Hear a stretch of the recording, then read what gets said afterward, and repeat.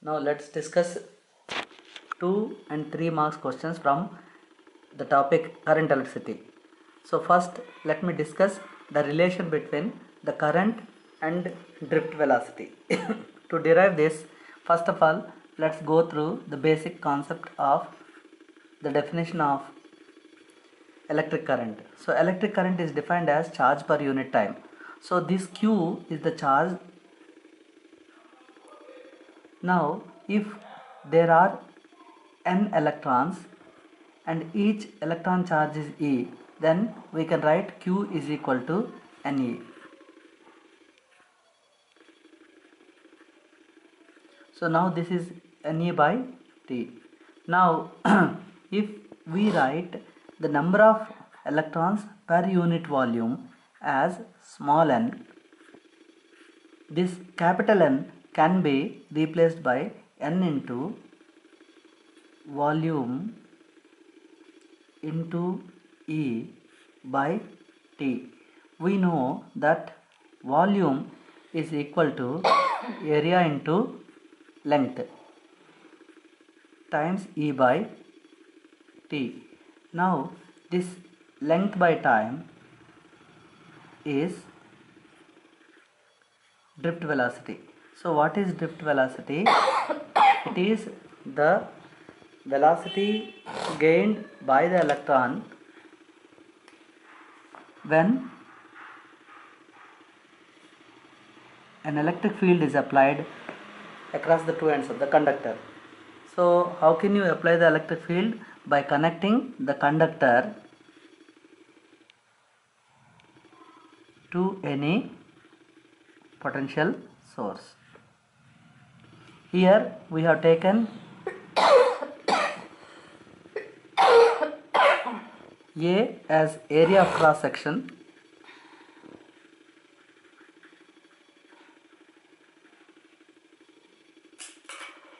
and then E is the charge of the electron, N is the number of electrons per unit volume, and Vd is the drift velocity. So all electrons will be gaining the velocity towards the positive terminal of the battery. So now this is one of the important relations. I is equal to NA Vd. The drift velocity is of the order of 10 to the power of minus 5 meter per second to 10 to the power of minus 6 meter per second. So this is one of the expected question, and on this some numericals can be asked. Now let us do the second concept, deduction of Ohm's law. So we all know that Ohm's law states that the current passing through the conductor is directly proportional to the potential difference applied across the two ends of the conductor when all the physical factors remain constant. So to deduce, that is V is equal to IR. To deduce that, first the electrons will be moving in a very randomly, that is there is no preferred direction for it. Once the conductor, across the two ends of the conductor, if you apply the potential source, then they will be oriented in a specific direction. So now V, that is the velocity, is equal to U plus AT is the general formula, but as the average initial velocity is 0, so we can write V, the final velocity, is equal to A times tau. This tau is the relaxation time. Now V, that is V, already we have taken this drift velocity, that I can replace I by NEA.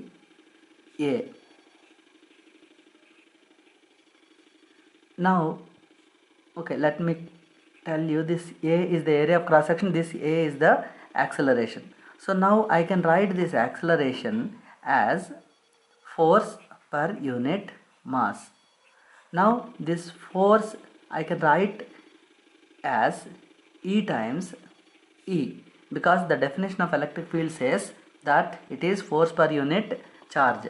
So E times E by M is equal to I by NEA. Now our intention is to get the relation between the potential and the current. So I can replace this E by V by L, where this V is representing the potential. So E dot L or E into L is equal to V, therefore E is equal to V by L. Now if I take this I to this side and send all other terms to that side, then you will have V by I is equal to L by N E square. I left my tau here. N E square, this is A tau.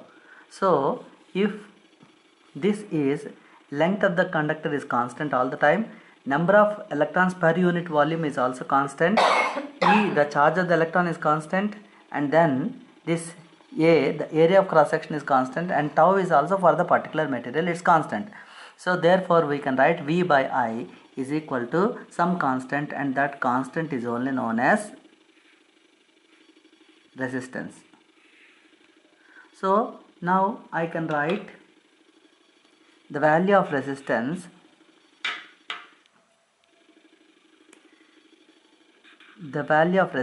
as L by N E A and then tau. So with this we can understand that resistance is directly proportional to L and inversely proportional to area of cross section. So in this way we can deduce Ohm's law. So we talked about I is equal to NEAVD. This is first concept we talked, and then now this is the second concept. Now the next important question in this topic will be color code of resistance. So to remember the color code, we all know that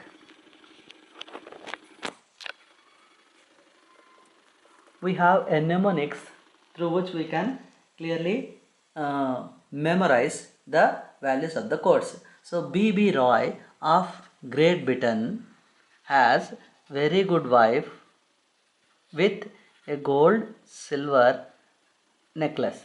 So here this first B stands for black. Black 0, we have to assign the numbers right from 0. Then this is black. The next one is brown. Brown will be associated with 1. Then red, R for red, O for orange, then Y for yellow, G for green. Then this B is blue. Then this next is violet, 7. And then the second G, you must be very cautious writing this. First one is green, second one is grey. So that grey is allotted 8, and then finally the white is 9. This gold silver necklace, suppose if the gold color is there, then it is having 5% tolerance, plus or minus 5%, and then silver color means it is 10%, and if there is no color, then we say that it is plus or minus 20% tolerance. Now based on this, some problems can be asked. Here I plotted a simple resistance with red band. Then second one is green. The third one is brown. And this is gold color. Okay, now what should be the resistance of this one? So here first color you should replace the value. So red, the corresponding value for red is 2, because B, this B black, this brown, red. So red is 2. Now second one is green. The corresponding value is 5. So 25, and into 10 to the power of, what is the third color? Brown. So brown color will have 1 as the value. Therefore this 25 must be multiplied by 10 to the power of 1. Suppose in place of brown color somebody gives white, then 25 into 10 to the power of 9. If it is blue, 25 into 10 to the power of 6. These many ohms. Now as gold color is given, we have discussed that it is plus or minus 5% tolerance. So you must know this mnemonics. If you know this mnemonics, immediately you can allot the digits, but remember it should be starting from 0. That is one thing you have to memorize. The other one is there are 3 G's that you can see here. So first G is green, second G is gray, third G is gold color. Okay, so and then the confusion may be between among the B's. So first B is black, second B is brown, and third B is blue. So if you remember this one, you can write the value of any resistance. Now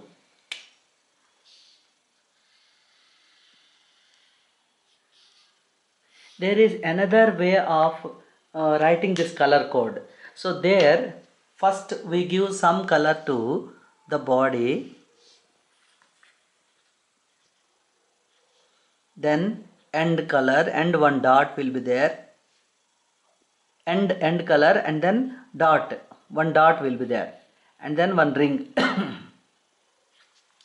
So here body color is indicating the first color, then end color will be the second digit, then dot, the color of the dot should be taken as 10 to the power of that number, and then ring will be, suppose if it is gold ring then 5%, silver ring then it is 10%, if no ring is there then it is 20%. So this is the other way of writing the color code, but normally CBSE prefers to give this color code only. So one must remember this mnemonics. B.B. Roy of Great Britain has very good wife with gold, silver and necklace. Okay, now some questions can be given on the based on the graph. So here the characteristic curves are plotted between I and V. Now the first one is plotted at T1 degree centigrade, second one is plotted at T2 degree centigrade. Now the question can be, which is greater, T2 greater than T1 or T1 greater than T2? So how to calculate this one? For this we all know that resistance is equal to potential by current. So you can compare any fraction if the denominator is same. If the denominator is same, if the numerator is more, then that fraction is more.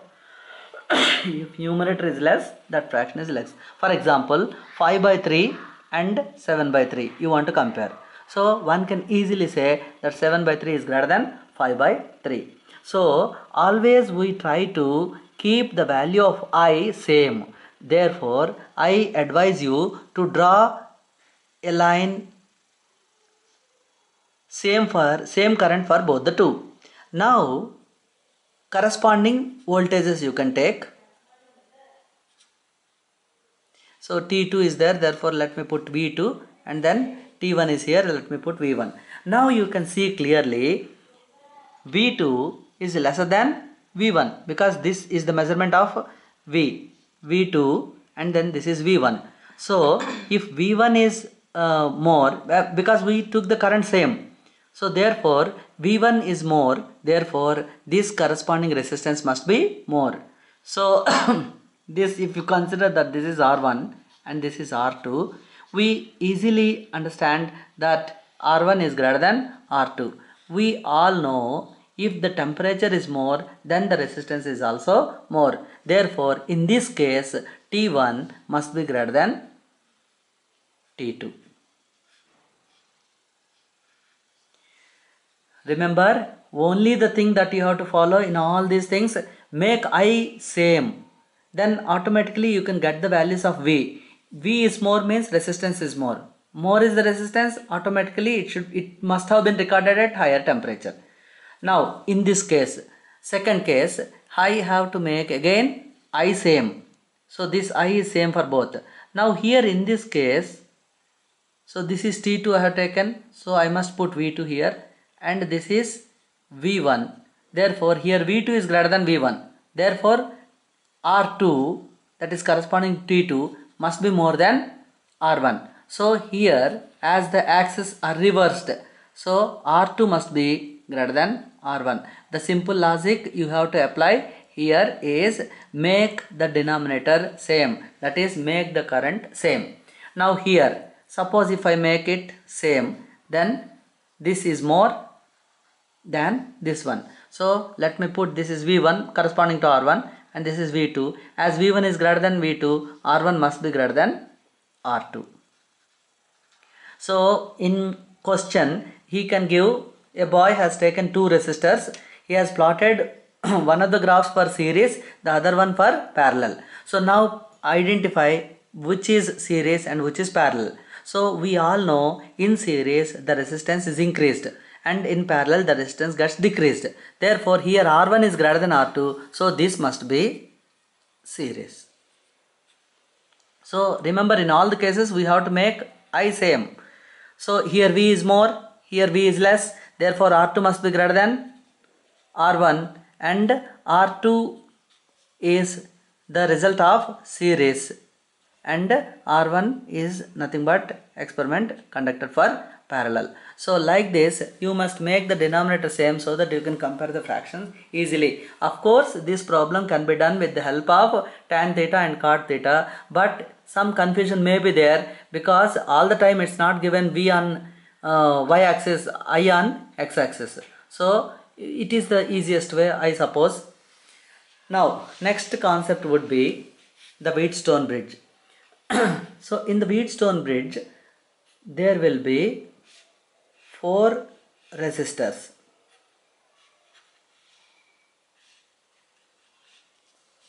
Let us name these resistors as PQ and R and S. Now here one battery will be connected, then one galvanometer. So you can say that a Wheatstone bridge is called balanced Wheatstone bridge when the galvanometer is showing null deflection or when the galvanometer shows zero current. So at that condition the values will be P by Q must be R by S. R by alternando, you can say that P by R is equal to Q by S, either way. So it is P by Q is equal to R by S. This we have to prove now. So this can be proved with the help of Kirchhoff laws. So Kirchhoff laws means, for the first one is junction law, second one is the loop law.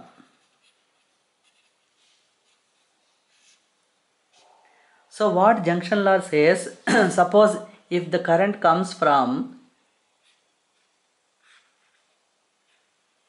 like this, so this is the nodal point or junction where the two or more than two networks are coming and meeting at that point. So now if I take I1, I2, I3, I4, the junction law states that the net current, the algebraic sum of the currents that are coming in plus the currents that are going out must be 0.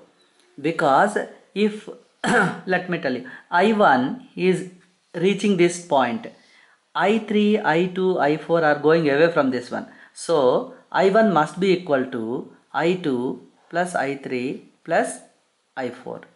Suppose if it is not equal, what would have happened?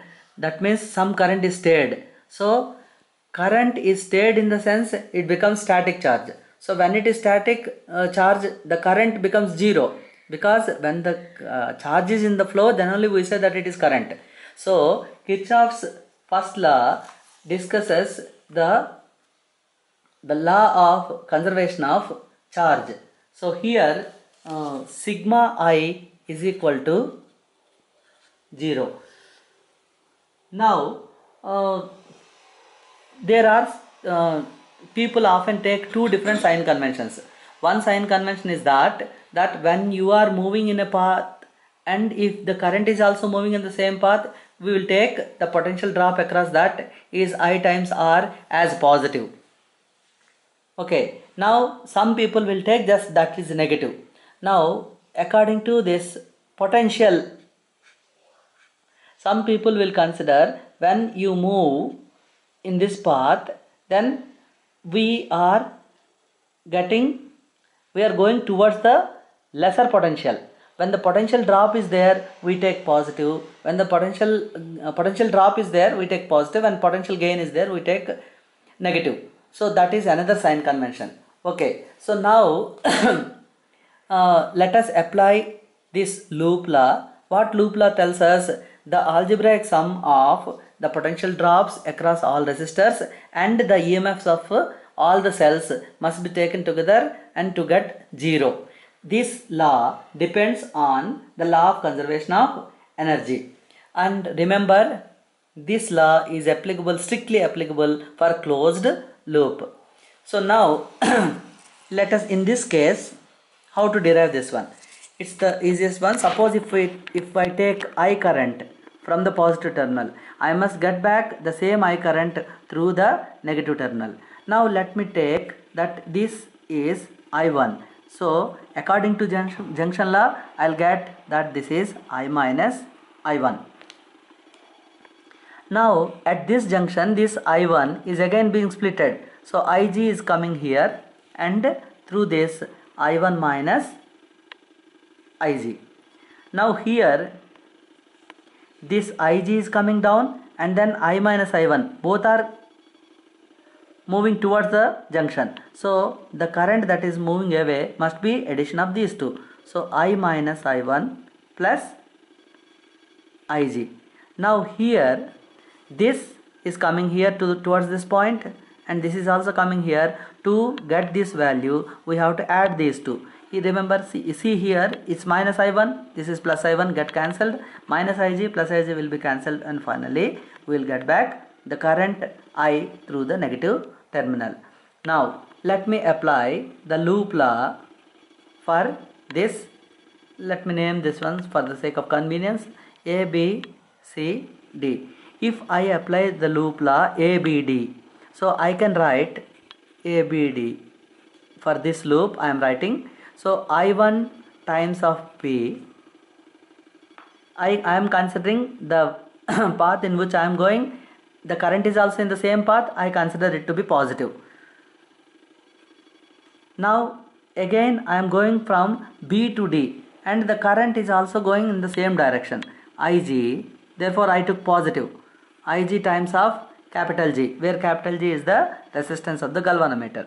Now here the current is coming in this direction, but according to my loop I am going from D to A. Therefore I must write negative sign. I times I minus I1 times, what is the resistance there? R. Therefore I must keep it as 0 because there are no cells involved in it. So let us consider that this is first equation. Let me explain. I1 times of P, Ig times of G